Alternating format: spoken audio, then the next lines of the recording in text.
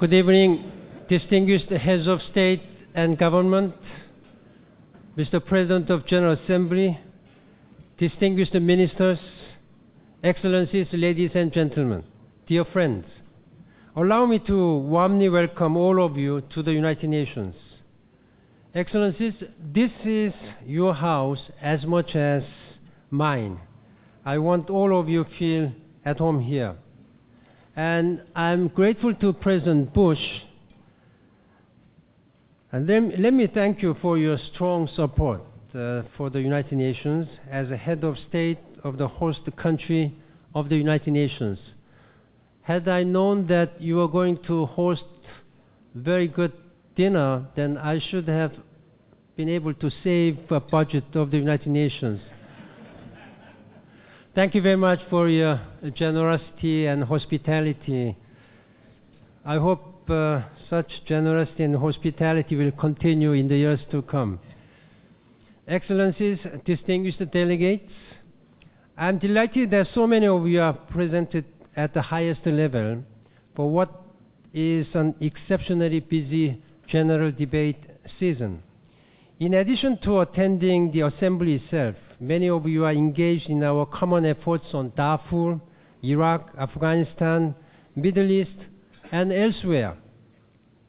Even more joined our high-level event on climate change yesterday.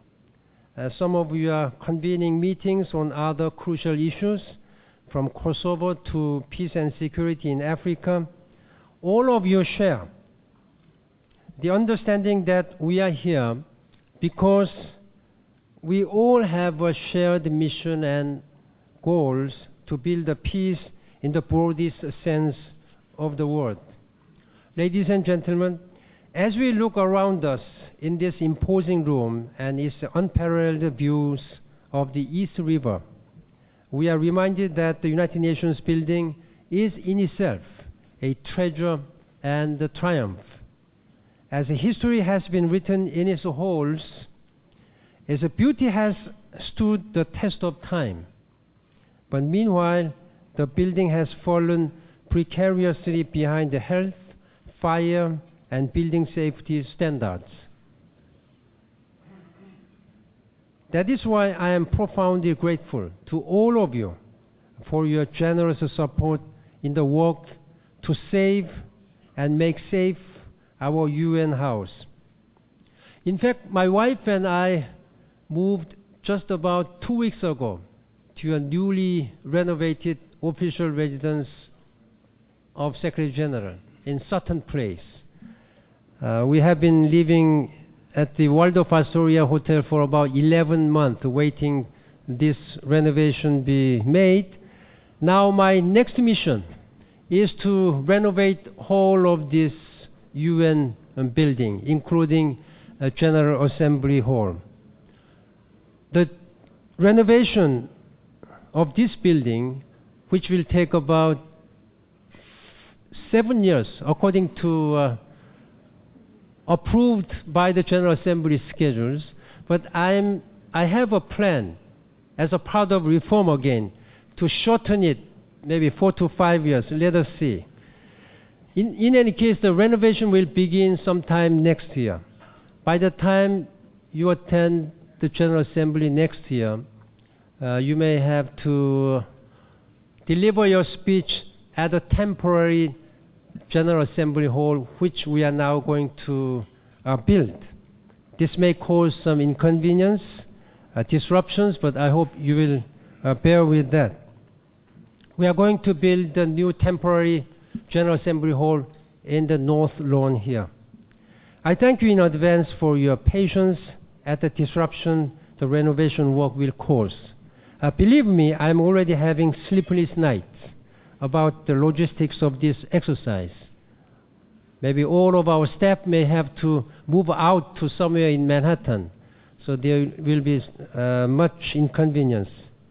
But it is necessary. I hope we will all be able to draw inspiration from it. I hope that as we renovate our house, we will also renew our commitment and revitalize our organization to build a stronger UN for a better world.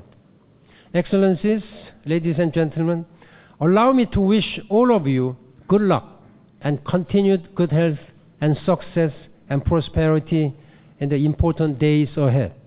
It will be one of the busiest general debate seasons for many years, and it will mean hard work for all of us, but I know it will be worth it. Excellencies, dear friends, please join me in a toast to the United Nations, our common home, à l'ONU, notre famille commune. Je vous remercie, and thank you very much.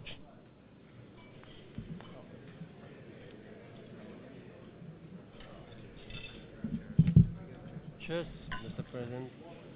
Okay, Madam President.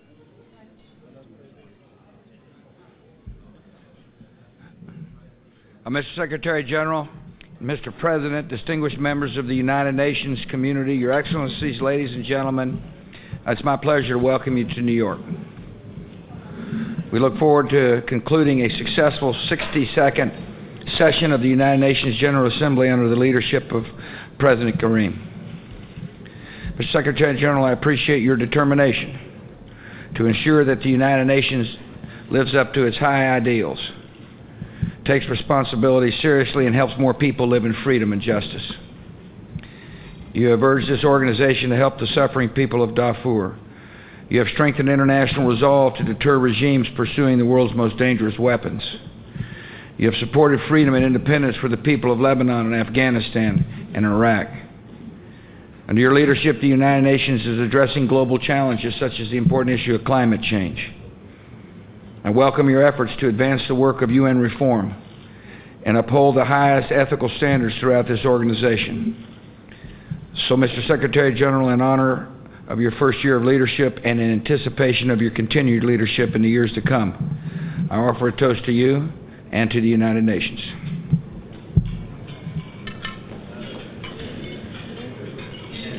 Cheers. Cheers.